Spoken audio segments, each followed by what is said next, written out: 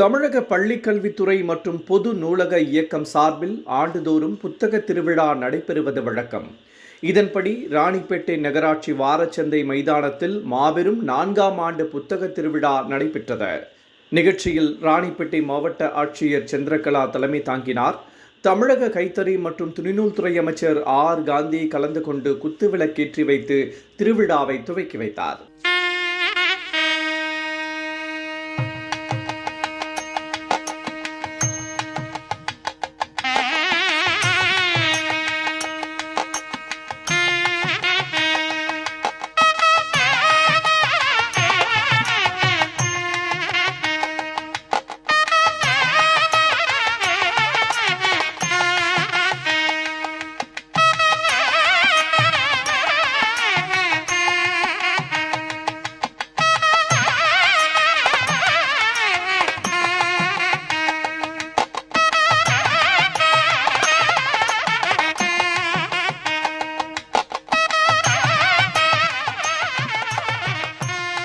இதில் 60க்கும் மேற்பட்ட புத்தக அரங்குகள் இடம்பெற்றுள்ளது.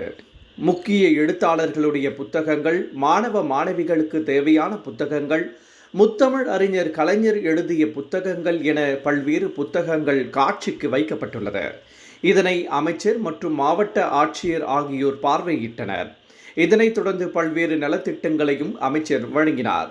தொடர்ந்து அமைச்சர் பேசுகையில், தமிழக அரசு கல்விக்கும் மருத்துவத்திற்கும் முக்கியத்துவம் கொடுத்து வருகிறது.